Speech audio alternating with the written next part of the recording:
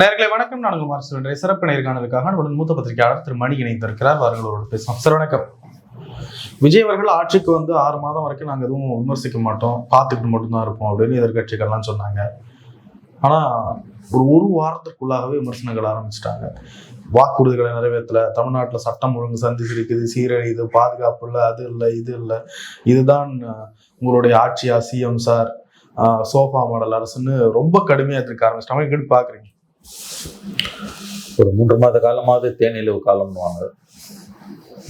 3 வாரம் இல்லை, 3 நாள் கூட கொடுக்க மாட்டேன். எல்லா பிரச்சனையும் இன்ஸ்டண்ட்டாக இப்பயே தேர்வு வேணுன்றாங்க. 6 மாதம் வரைக்கும் நாங்கள் எதுவும் செய்ய மாட்டோம்னு சொன்ன ஸ்டாலின் வந்து 3 மணி நேரத்துக்கு ஒரு தடவை ட்வீட்டு, 30 நிமிஷத்துக்கு ஒரு தடவை ஸ்டேட்மெண்ட்டுன்னு வந்துட்டு இருக்குது. திமுக கிட்ட இருந்து ஸ்டாலினே டெய்லி ரியாக்ட் பண்ணிட்டு இருக்காரு. இவங்க ஆட்சிக்கு வந்தப்ப முதல்ல சில மாதங்கள் எப்படி இருந்தது? சரி, இப்போ வந்தது ஒரு புதிய அரசு, ஒரு 3 மந்த்ஸாக கொடுங்களேன். அது கூட கொடுக்க மாட்டேன்றது எப்படி, எந்த விதத்தில் நியாயம்? பெரிய கட்சிகள் ரெண்டும் 60 ஆண்டுகள் ஆண்ட கட்சி, அவங்களால சாதிக்க முடியாது என்னத்த 3 மாதத்தில் சாதிக்க முடியும், அல்லது 3 வாரத்தில் சாதிக்க முடியும்.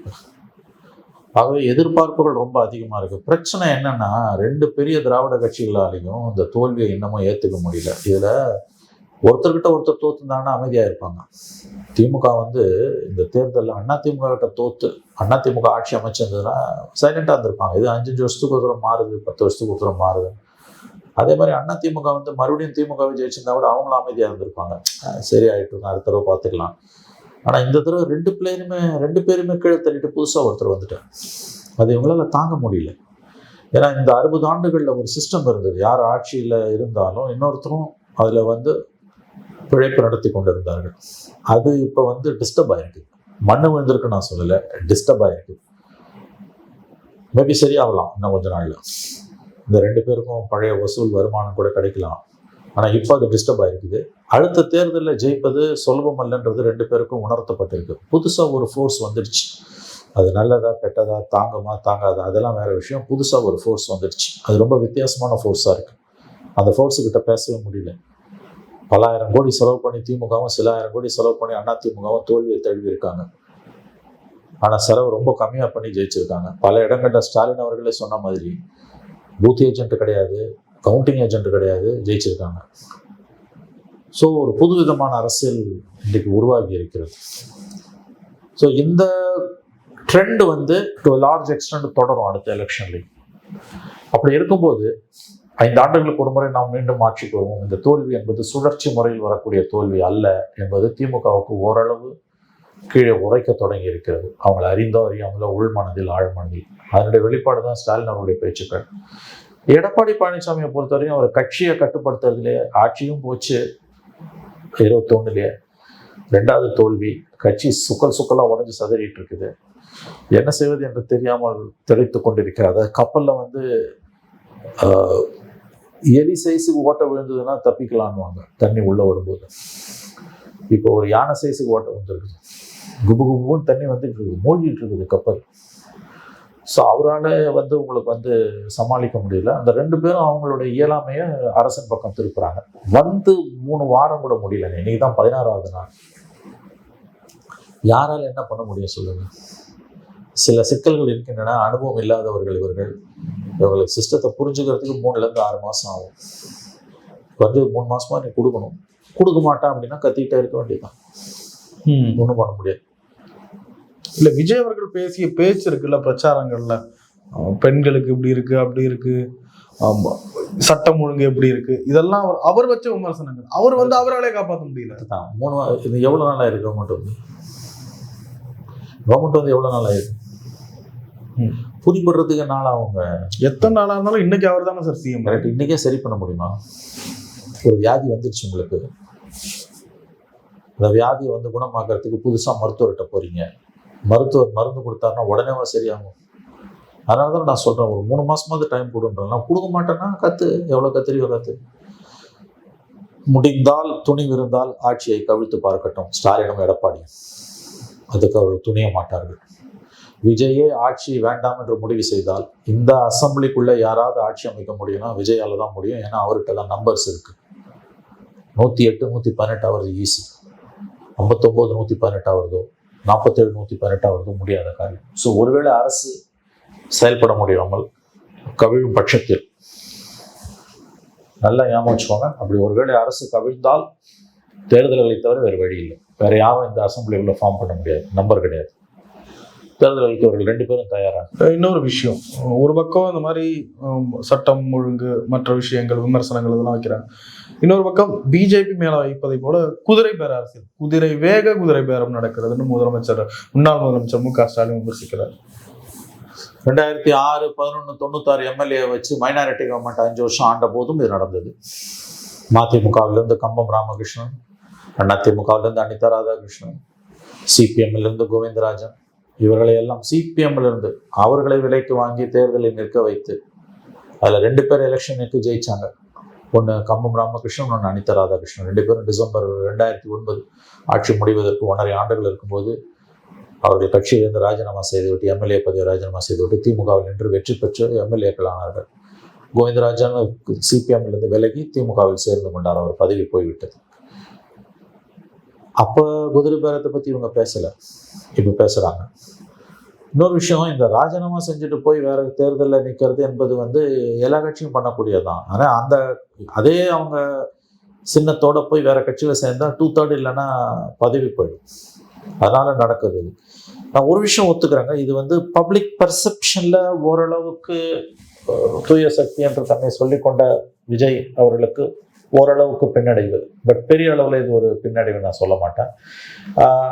மெஜாரிட்டி இல்லைன்னா என்ன நடக்குமோ அந்த அவலங்கள்லாம் இப்போ அரங்கேறி கொண்டிருக்கிறது. இப்போ 107 இருக்கு அவங்களுக்கு. இப்போதைக்கு கவர்மெண்ட் 121 இருக்குது கையில எல்லாம் சேர்த்து. பட் அவர் கூட ஒரு 5லேருந்து 7 எம்எல்ஏக்கள் இருந்ததுன்னா சேஃப்னு நினைக்கிறாங்க. அதுக்காக தான் இவ்வளவு நடக்குது. இன்னொரு விஷயம், இவர்கள் ராஜினாமா செய்யாவிட்டாலும் இவர்கள் தகுதி நீக்கம் செய்யப்படுவதில் வாய்ப்புகள் பிரகாசம். வெளியில வந்தவங்க அத்தனை பேரும் வேலுமணி தரப்பிலிருந்து வந்தவர்கள். அந்த 25 பேரை தகுதி நீக்கம் செய்ய வேண்டும் என்று தாய் ஸ்தாபனத்தின் தலைவரான எடப்பாடி பழனிசாமி கொடுத்த மனு ஸ்பீக்கர் கிட்ட, சபாநாயகரிடம் பரிசீலனையில் இருக்கிறது. 2023 சிவசேனா வழக்கில் உச்சநீதிமன்றத்தின் தீர்ப்பு மிக தெளிவாக இருக்கிறது. 3/2 பங்கு வெளியில் வர வேண்டும். வந்தவர்கள் தனியாக இயங்கினாலும் பதவி போயிடும். அவர்கள் வேறொரு கட்சியுடன் சேர்ந்தால் தான் தப்ப முடியும். இப்போ உதாரணத்துக்கு பார்த்தீங்கன்னா 10 நாட்களுக்கு 20 நாட்களுக்கு முன்பா ராஜ்யசபால ஆம் ஆத்மி கட்சியோட 10 எம்பிக்கள்ல 7 பேர் வெளியில பிஜேபியோட சேர்ந்துட்டாங்க, பிஜேபியோட மெர்ஜ் ஆயிட்டாங்க. அதனால தப்பிச்சாங்க. இல்லாட்டி அவங்களும் தகுதி நீக்கம் செய்யப்பட்டிருப்பாங்க. 2/3 இருந்தாலும், 3/2 பங்கு இருந்தாலும். இங்க 3/2 பங்கும் இல்லை. 47ல் 3/2 பங்குன்னா 37, வந்ததே 25. அந்த 25 உச்சநீதிமன்ற லேட்டஸ்ட் ஜட்ஜ்மெண்ட் அதுதான். அதுக்கு பிறகு ஜட்ஜ்மெண்ட் எதுவும் இல்லை. ஸோ கண்டிப்பாக அவர்கள் தகுதி நீக்கம் செய்யப்படுவதற்கான வாய்ப்புகள் பிரகாசம். அதுல இப்போ அந்த 25ல் 5 பேர் திரும்ப எடப்பாடி கிட்ட போயிட்டாங்க. கட்சிக்குள்ளேயே கட்சி தாவல், அணி தாவல். 3 பேர் இன்னைக்கு, ஒருத்தர் 4 பேர் போயிட்டாங்க, 16 பேர் இருக்காங்க. இந்த 4 பேர் ராஜினாமா பண்ணிட்டாங்க. 28ஆம் தேதிக்குள்ள, அதாவது 13ஆம் தேதி அவர்களை தகுதி நீக்கம் செய்ய சொல்லி சபாநாயகரிடம் எடப்பாடி தரப்பு மனு அளிக்கிறது. 15 நாட்களுக்குள் அவர்களை மன்னித்து எடப்பாடி ஏற்றுக்கொள்ளலாம். அப்படி இல்லை என்றால் 15 நாட்கள் கடந்து போனால் சபாநாயகர் தன் நடவடிக்கையை தொடங்குவார். இது உச்சநீதிமன்றத்தோட தீர்ப்பின்படி. ஏன்னா உச்சநீதிமன்றத்தின் தீர்ப்பு என்பது சட்டம். உச்சநீதிமன்ற தீர்ப்பின்படி இந்த 16 பேரும் தகுதி நீக்கத்திற்கு தயாரானவர்களாக இருக்கிறார்கள், மறந்து விடாதீர்கள். இதுதான் சட்டத்தின் நிலைப்பாடு. சபாநாயகர் ஜேசிடி பிரபாகரன் அவர்கள் சட்டப்படி செயல்படுவது என்று ஒருவேளை முடிவு செய்தால், அவர் செய்வாரான்னு எனக்கு தெரியாது. ஏன்னா ஜெனரலி இந்த மாதிரி விஷயங்கள்ல ஸ்பீக்கர்ஸ் டிசிஷன்ஸ்லாம் பொலிட்டிக்கலாக தான் இருக்கும். அது என்னன்றது எல்லாருக்குமே தெரியும். ஒருவேளை அவர் சட்டத்தின் படியும் மனசாட்சியின் படியும் செயல்படுவது, உச்சநீதிமன்ற தீர்ப்பின் படி நான் நடக்கிறேன் என்று அவர் முடிவு செய்தால், எழுதி வைத்துக் கொள்ளுங்கள், இந்த 17 பேரும் இமீடியட்டாக தகுதி இழப்பார்கள். தகுதி இழந்தால் எல்லாரும் சேர்த்து எலெக்ஷன். 16, அது ஒரு 5-1, எது திருச்சி கிழக்கு 17, இப்போ வந்திருக்க ஒரு 4, 20, 21 தொகுதிகளில் தேர்தல் வந்தே தீரும், இடைத்தேர்தல் வந்தே தீரும். ஸோ எடப்பாடி பழனிசாமி 28ஆம் தேதிக்குள், தரிசி நாளை மறுநாள், வேலுமணி தரப்பு அவர்கள் மீதான, சி.வி. சண்முகம் உள்ளிட்டவர்கள் மீதான தகுதி நீக்கம் குறித்து தான் கொடுத்த அந்த மனுவை வாபஸ் பெற்றால் இவர்கள் தப்பித்தார்கள். இல்லைன்னா இந்த 16 பேர் அதுல நாளைக்கோ இன்னும் சில பேர் ராஜினாமா பண்ணாங்கன்னா அந்த எண்ணிக்கை இன்னமும் குறையலாம். இப்போதைக்கு 16. அந்த 16 பேர் அடுத்த சில நாட்களில் தகுதி நீக்கம் செய்யப்படுவதற்கான வாய்ப்புகள் பிரகாசம். அப்படி பண்ணாங்கன்னா சுப்ரீம் கோர்ட் போனா கூட அவங்க ஜெயிக்கிறது கஷ்டம். ஏன்னா சுப்ரீம் கோர்ட் ஜட்ஜ்மெண்ட் படி வர்றது தகுதி நீக்கம். அப்ப அதிமுக சிதைந்து நிற்கிறது. விஜய் ஆட்சியுடைய இந்த 16 நாள் ஆட்சியினுடைய முக்கியமான காட்சிகள்னு பாத்தீங்கன்னா அதிமுக சிதைந்து சின்ன பின்னமாகி கொண்டிருப்பது. விஜய் கட்சிக்கு இவர்களெல்லாம் விரும்பி செல்கிறார்களா அல்லது அழைக்கப்பட்டு வாங்கப்பட்டு செல்கிறார்களா?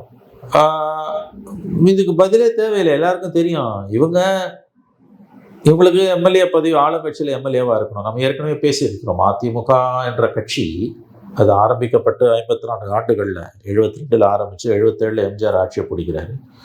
5 வருஷத்துலேயே ஆட்சி பிடிச்சிடாரு. அதுக்கு பிறகு எம்ஜிஆர் 10 ஆண்டுகள், அதன் பிறகு 3 ஆண்டுகள் அதிகாரம் இல்லை. அப்புறம் ஜெயலலிதா. வரலாறு நெடுக்கும் 54 ஆண்டுகளில் பார்த்தீங்கன்னா 5 ஆண்டுகளுக்கு மேலே அவர்கள் பதவி இல்லாமல் இருந்ததே கிடையாது. இப்போ திமுக பார்த்தா 13 வருஷம் இருந்து, அப்புறம் ஒரு 10 வருஷம் இருந்திருக்காங்க. ஆனால் திமுக அப்படி கிடையாது. இன்ட்ரெஸ்டிங்லி ரொம்ப சுவாரஸ்யமான நிகழ்வு கட்சி ஆரம்பிச்சு 5 வருஷத்துலேயே பவரை பிடிச்சிட்டாங்க. அதுக்கு பிறகு 5 இயர்ஸ் பவர் இல்லாமல் தொடர்ந்து 5 வருஷத்துக்கு மேலே பவர் இல்லாமல் இருந்ததே இல்லை. இப்ப முதல் முறையா 2வது 5 ஆண்டு பவர் இல்லாம இருக்காங்க. அப்புறம் ஒவ்வொரு முறையும் பவர் இல்லாதப்போ அந்த கட்சி உடையும். ஜெயலலிதா இருக்கும்போதே, அவ்வளவு பெரிய தலைவர் இருக்கும்போதே 99-96 ஆக்ரோஷமா ஆள்றாங்க அந்த அம்மா. அட்டுவடி ஆட்சாட்டயத்தின் உச்சம். 96ல் அந்த அம்மா தோத்தோடனே கட்சி உடையுது. அதிமுக 1-2 உடையுது. 2001ல் மறுபடியும் ஒன்று சேர்ந்துக்கிறாங்க. 2006ல் மறுபடியும் உடையுது. சேகர் பாபு, முத்துசாமி எல்லாம் அப்பதான் வெளில வராங்க. 11ல் அதிர்ஷ்டவசமா 16ல் அதிகாரத்தை வாங்கி கொடுத்துட்டு அந்த அம்மா இறந்து போனாங்க, தப்பிச்சாங்க. 21ல் வந்தோடனே ஒரு வருஷம் இருந்தாங்க. 22ல் மறுபடியும் உடையுது. இப்ப 26ல் இல்ல, இன்னொரு தடவை வருவோன்ற நம்பிக்கையும் இல்லை. 21லையாவது கொஞ்சம் நம்பிக்கை ஓட்டிக்கிட்டு இருந்தது. மறுபடியும் நம்ம அடுத்த 5 வருஷத்துல வந்துருவோம் 26லன்னு. இந்த அதுவும் போயிடுச்சு மார்ஷல். அதனால அவங்க சிதைந்து சின்ன பின்னமாகக்கூடிய அந்த காரியம் அரங்கேறி கொண்டிருக்கு. வேலுமணி அவர்களுடைய தரப்பின் அனுமதியினுடன் இதுதான் நடக்குதா? சி.வி. சண்முகம், வேலுமணி அவர்களுடைய அனுமதி எது நடக்குது? இந்த எம்எல்ஏக்கள் மாறுறாங்க இல்லைங்களா? அது எனக்கு தெரியலங்க. இது நல்ல கேள்வி. ஏன்னா வேலுமணி இந்த எம்எல்ஏக்கள் ராஜினாமாவை குதிரை பேரான்னு எடப்பாடி கண்டிக்கிறாரு. ஐஎஸ் என்பதுரை போய் இன்னைக்கு சபாநாயகர்கிட்டே அதிமுக MP, Rajya Sabha MP, Edappadi MP தகுதி நீக்கத்துக்கான பெட்டிஷன் பெண்டிங்ல இருக்கும்போது ராஜினாமாவை ஏற்கக்கூடாதுன்றாரு. அப்படிலாம் ஒன்றும் சட்டத்தில் இடம் கிடையாது. அவர் தவறாக பேசுகிறார். ஆனா இந்த மனுவை கொடுக்க வேண்டிய அவசியம் என்ன? இந்த ராஜினாமாவை எப்படியாவது தடுக்கணும்னு அவர் பார்க்கிறார். ஆனா இந்த 4 பேர் தன்னுடைய அணியிலிருந்து, எடப்பாடி அணியிலிருந்து போல, வேலுமணி அணியிலிருந்து, சி.வி. சண்முகம் அணியிலிருந்து இந்த 4 பேர் இன்னைக்கு ராஜினாமா செய்யறத வேலுமணியோ சி.வி. சண்முகமோ ஏன் எதிர்க்கவும் இல்லை, அவங்க அதை கண்டிக்கவும் இல்லை. அப்ப என்ன கட்சி இது? என்ன நடக்குது அந்த கட்சிக்குள்ள? குதிரை பேரம், யானை பேரம், கழுத பேரம்லாம் ஒரு பக்கம் இருக்கட்டும். கட்சிக்குள்ள எந்த தரப்புல இருந்து இவர்கள் உடைக்கப்படுகிறார்களோ அந்த தரப்பின் தலைவர்கள் ஏன் மௌனமாக இருக்கிறார்? அப்ப கட்சி மொத்தமா கலங்கலத்துக் கொண்டிருக்கிறது. அவ்வளவுதான். தமிழக வெற்றி கழகத்தின் இந்த மாதிரியான அணுகுமுறை, அவர்கள் தூய சக்தி அப்படின்னு முன்வைத்து கொண்டிருந்த அந்த கோஷத்துக்கு ஒரு களங்கத்தை கொண்டு வந்திருக்குது. ஓரளவு ஏற்படுத்தியிருக்கிறது என்பது உண்மை. இந்த தூய சக்தின்றது இதை செய்யாட்டி கூட அது ஒரு கோஷம் தாங்க. அதுக்கெல்லாம் ஒரு அர்த்தம் கிடையாது. இந்த அரசியல் களத்துக்குள்ள தூய சக்தின்றதுக்கெல்லாம் எந்த அர்த்தமும் கிடையாது. எல்லாரும் செய்யறதை நீங்க செஞ்சாதான் களத்திலே நிற்க முடியும். அதை தான் அவங்க செஞ்சுட்டு இருக்காங்க. இந்த இன்சிடென்ட், இந்த எம்எல்ஏக்கள் ராஜினாமா என்பது கண்டிப்பாக அந்த கட்சிக்கு ஓரளவு செட்பேக், பின்னடைவு, இமேஜ் பாதிக்கப்பட்டிருக்கு என்பது உண்மை. நான் ஒப்புக்கொள்கிறேன். இதுல இன்னொரு விஷயம், விஜய் அவர்கள் தனக்கு தேவையான செல்வாக்கு, ஆதரவு பெற்றுட்டாரு, மெஜாரிட்டியை நிரூபிச்சுட்டாரு, அமைச்சரவையிலையும் இடத்த வாங்கிட்டாரு. அவங்க வெளில போக முடியாத அளவுக்கு கம்யூனிஸ்டுகள் நாங்க ஆதரவு கொடுப்போம், வாபஸ் வாங்க மாட்டோம்னு சொல்லிட்டாங்க. இன்னமும் அவருக்கு என்ன தேவை? இல்லைங்க, நல்ல கேள்வி இது. இப்போ அவருக்கு 118 தன்னோட நம்பர்ஸா இருக்கணும்னு அவர் விரும்புறாரு. இப்ப நீங்க பாத்தீங்கன்னா 107 அவங்க கிட்ட இருக்கு, 5 காங்கிரஸ் 112, 2 லெஃப்ட் வெளியில இருந்து ஆதரிக்கிறாங்க 116, விசிகா 2 118, ஐயுஎம்எல் 2 120, 1 அமமுக 121 இருக்கு. மெஜாரிட்டிக்கு 3 தான் கூட இருக்கு. இந்த நம்பர்ஸ் சேஃப்டி நம்பர்ஸ் கிடையாது. ஏதாவது காரணங்களால இது 1-2 குறையலாம், யாராவது செத்து போகலாம், அல்லது ஏதாவது கட்சி உடையலாம். இதுக்கெல்லாம் பாசிபிலிட்டிஸ் இருக்கு. ஸோ நீங்க ஒரு மினிமம் ஒரு 125 மார்ஷல், ஒரு 7, மினிமம் 7ஆவது இருக்கணும். தட்ஸ் குஷனிங் பீரியட்னுவாங்க. அது இல்லை இன்னைக்கு.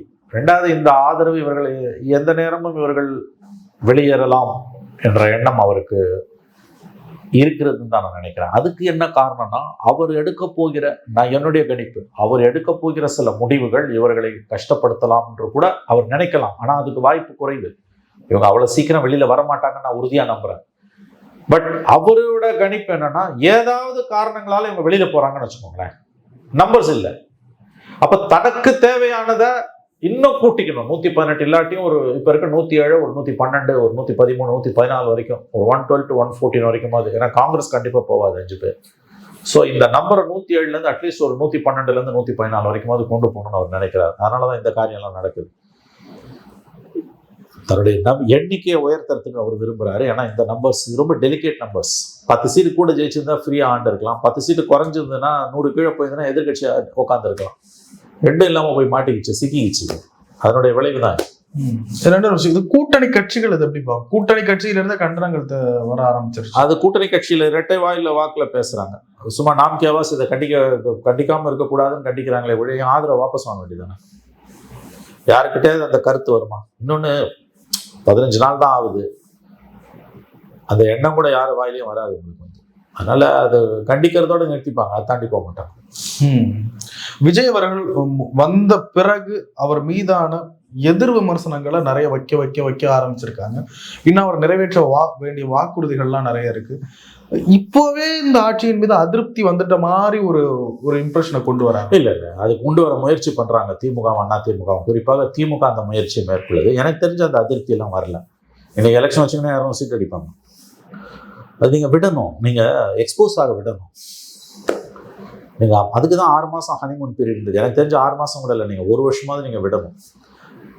அட்லீஸ்ட் 6 மாசமா நீங்க விடணும். அதுக்கு முன்னால ஏதாவது விஷமம் பண்ணி கவுத்தீங்கன்னா இப்ப இருக்கிறதும் திமுக அண்ணா திமுகவும் போயிடும். எழுதி வைத்துக் கொள்ளுங்கள்.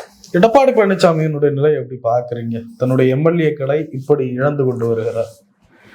அவரை கேட்கணுங்க, என்ன கேட்டுதாங்க பிரச்சனை? 10 வருஷமா தோல்விங்க. சுய பரிசோதனையே அவங்க வாயில இருந்து வரமாட்டேங்க. அவர் மட்டும் காரணம் இல்லைன்னு நான் ஒத்துக்கிறேன். ஆனா அவர் பிரதான காரணம். ஒரு கட்சியோட பெரிய தோல்விக்கு ஒரு தலைவர் மட்டுமே காரணம் அல்ல, ஆனா தலைவர் ஒரு முக்கிய காரணம். எல்லாரையும் அவர் வெளியில அனுப்பிட்டே தானே இருக்காங்க. ஜெயலலிதாவும் எம்ஜிஆரும் இப்படி சகட்டு மேனிக்கு எல்லாரையும் வெளியில அனுப்பல, அரவணைச்சாங்க. எம்ஜிஆர்லாம் தன்னை விமர்சிச்சவங்களை ஊடு தேடி போய் பார்த்து கூட்டு வந்தாரு. அது ஒரு நாடகமா இருந்தாலும். ஜெயலலிதா தன்னை எவ்வளவோ விமர்சனம் பண்ணவங்கள, தமிழ்ல இருக்க எல்லா கட்டவாத்தையும் சொல்லி தன்னை திட்டினவங்களை கூட கட்சியில ஆட்சியில சேர்த்துக்கிட்டாங்க. அப்படி இருக்கும்போது இவர் ஏன் எல்லாரையும் வெளியில அனுப்பிட்டு இன்னைக்கு எதை பார்த்தாரு? ஒன்றுபட்ட அண்ணா திமுக இருந்திருந்ததுன்னா ஒரு 70 சீட்டா திமுக பின்னுக்கு தள்ளி 2வது கட்சியா வந்திருக்கலாம். அதையும் கோட்டை விட்டாங்கல்ல. சசிகலா உட்பட அவங்க சேர்த்துருக்கணும், அரவணைச்சிருக்கணும், விட்டுட்டாங்க. அதை பத்தி அவங்களுக்கு கவலையே இல்லைங்க. அதை சீரமைக்கணுன்ற கவலையும் இல்லை. இருக்கிறத வச்சு ஒரு 3வது கட்சியா, தேவகோடா கட்சி இருக்குல்ல, அந்த மாதிரி ஒரு 3வது கட்சியா அப்படியே ஓட்டிட்டு போயிடலான்னு பாக்குறாங்க. இன்னொரு தூரம் ஆட்சிக்கு வரணுன்ற அந்த கில்லர் இன்ஸ்டிங்க்ட்னுவாங்க, அந்த வெறி அது இல்லை அவங்களுக்கு. இந்த 2 அணிகள், தற்பொழுது இருக்கக்கூடிய நடைமுறையில் இருக்கக்கூடிய இந்த 2 அணிகள் சேரும், இது சேர்ந்தாலும் உருப்படாதுங்க, சேராதுங்க. எடப்பாடியோட அணுகுமுறையும் இவர்களுடைய அணுகுமுறையுமே ஒரு தீராத பகையா மாறி போச்சு. 2வது அவருடைய அணுகுமுறையால நீங்க யோசிச்சு பாருங்களேன். நீங்க பர்சனலி எனக்கு அவர் மேல எந்த கோபமோ வருத்தமோ எதுவும் கிடையாது. எனக்கு தனிப்பட்ட முறையில் எந்த விதமான உறவோ பகையோ அவர்கிட்ட கிடையாது. எனக்கு பொதுவா சொல்றேன் நான் உங்களுக்கு. ஸ்டாலின் எல்லாரையும் அரவணைச்சாருல்ல, தோத்தாரு அது வேற விஷயம். எல்லாரையும் ஒரு உறுப்பினர் கட்சியை கூட சேர்த்தாரு. இவர் எல்லாரையும் வெளியில தானே அனுப்புறாரு. 3 தேர்தலில் மாபெரும் வெற்றியை கண்ட ஸ்டாலின் 4வது தேர்தல் போகும்போது ஒருத்தர் விடாம அரவணைச்சார். இவர் தொடர்ந்து 4 தோல்விகளை 3 தோல்விகளை, இடைத்தேர்தல், பை எலெக்ஷன், லோக்கல் பாடி எல்லாத்தையும் தோத்து கட்சியில பல பேர் வெளியில போன பிறகும் யாரையுமே ஒரு சேர்க்க முயற்சியை பண்ணல. இது ஒரு பெரிய குறை இல்லையா உங்களுக்கு? சசிகலா எல்லாம் இவரை முதலமைச்சராக்கிட்டு போனாங்க. சிறையிலேருந்து வந்த பிறகு இந்த எலெக்ஷனுக்கு முன்னால ஒரு காம்ப்ரமைஸ் பண்ணியிருக்கலாம் இல்லையா? அவங்க ஒரு 3-4 தொகுதியில் உடைச்சிருக்காங்க ஓட்டை. அதே மாதிரி ஓபிஎஸ் சேர்த்துருக்கணும், கடைசி நேரத்தில் சேர்த்துருக்கணும். எல்லாரையும் நீங்க போக விட்டீங்கல்ல, அதோட பலன் தான் இது. ஆகவே இந்த அணுகுமுறை, நான் சொல்றது இந்த அணுகுமுறை தொடருமே ஆனால் எடப்பாடியால காப்பாற்ற முடியாது. இதை விட மோசமா போகும் கட்சி. நிர்வாக ரீதியாக நிறைய சிக்கல்கள் விஜய்க்கு இருக்கிறத பார்க்க முடியுது. அவர் கொடுத்த வாக்குறுதிகள் அதை எப்படி நிறைவேற்ற போறார், அரசியல் ரீதியாக சில விஷயங்களை எப்படி சமாளிக்க போறார், இதையெல்லாம் இருக்கு. மத்திய அரசு கிட்ட நிதி கேட்டு போறாரு, பிரதமரை சந்திக்கிறாரு. திமுக ஹேண்டில் பண்ண அளவுக்கு சென்ட்ரல் கவர்மெண்ட் ஹேண்டில் பண்ணுவார்.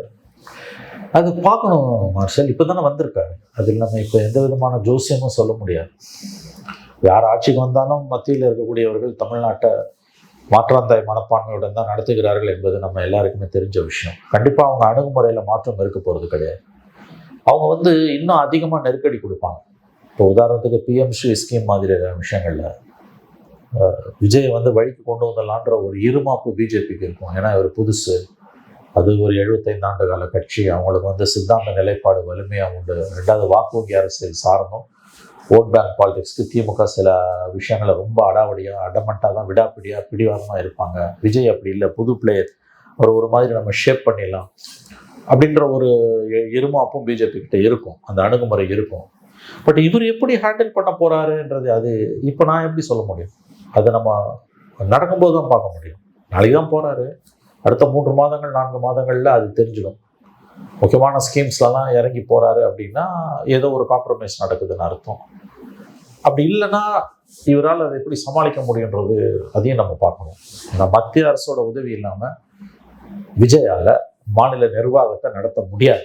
அதுவும் அவர் கொடுத்துருக்க வாக்குறுதிகள் எல்லாம் நிறைவேற்றுறதுக்கு ஸ்டாலினுக்கு மத்திய அரசின் உதவி தேவைப்பட்டதை விட மிக அதிகமாக விஜய்க்கு தேவைப்படுகிறது.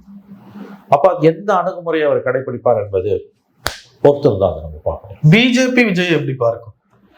இன்ட்ரெஸ்டிங்லி இப்போ 15 நாள் அவங்க எந்த வாயுமே திறக்கல. அவங்க ஒரு விதத்துல விஜயை ரசிக்கிறாங்க. இப்போ அப்படிதான் நான் பார்க்குறேன். ஏன்னா இப்ப நிலைமை என்னன்னா திமுக சிதைந்து இருக்கிறது, தனிமைப்பட்டிருக்கிறது. அதிகாரத்தை இழந்தது பிரச்சனை இல்லை, அது 5 வருஷத்துக்கு ஒரு தடவை வரும் போகும். கூட்டணியா ஸ்டாலின் கட்டி காப்பாத்தின 3 தேர்தல்கள் காப்பாத்தின அந்த கூட்டணி இன்னைக்கு மொத்தமா அருந்திருக்கு. லெஃப்ட் போயிட்டாங்க, ஐஎம்எல் போயாச்சு, விசிக போயாச்சு, காங்கிரஸ் போயாச்சு. கண்டிப்பா அடுத்த தேர்தலில் அது எப்போ நடந்தாலும் அவங்க விசிகாவோட தான் விஜயோட தான் பயணிப்பாங்களே தவிர அவங்க கண்டிப்பா ஸ்டாலின் கிட்ட போறது கிடையாது. அப்போ 2 தேர்தல்களில் தமிழ்நாட்டில காங்கிரஸுக்கு 10 சீட்டுன்னு சொலையா கொடுத்த திராவிட முன்னேற்ற கழகம் இன்றைக்கு முற்றிலுமாக தனிமைப்பட்டிருக்கிறது. இதை பிஜேபி ரசிக்குது, உண்மையிலே அவங்க ரசிக்கிறாங்க. விஜயோட இன்றைய எலிவேஷன், இந்த பதவி, அவருக்கு கிடைத்த பதவி, அவருடைய வெற்றியை பிஜேபி உள்ளுக்குள் ரசிக்கிறது. ஏன்னா திமுக பலவீனப்பட்டிருக்கிறது.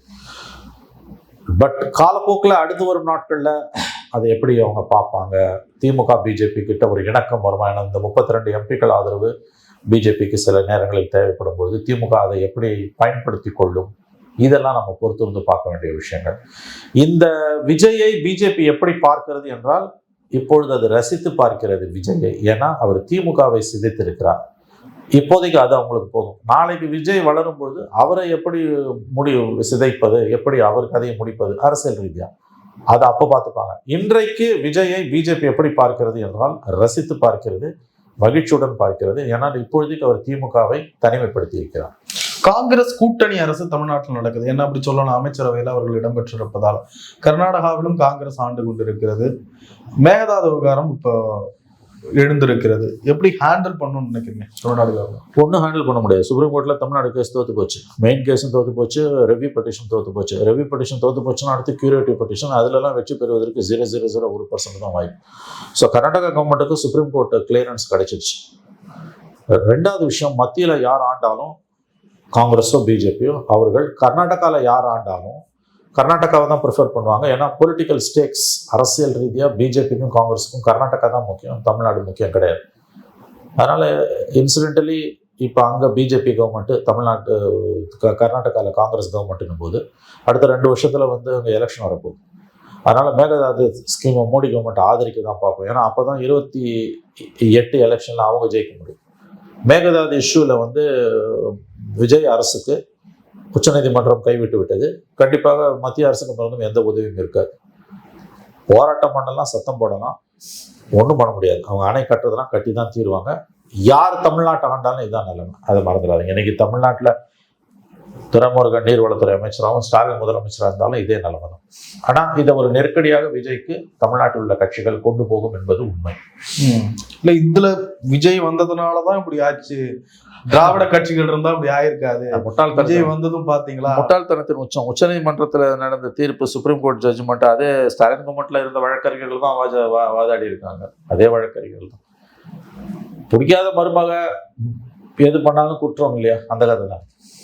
திராவிட கட்சிகள் ஹேண்டில் பண்ண அளவுக்கு இந்த விவகாரங்களை ஹேண்டில் பண்றதுல விஜய் திராவிட கட்சிகளும் ஹேண்டிலே பண்ணலன்ற நான் அந்த இடத்துல தான் நான் வேறுபடுறேன். திராவிட கட்சிகள் அப்படியே சாதிச்சு கீழ்ச்சிட்டாங்கன்றது தப்பான வார்த்தை.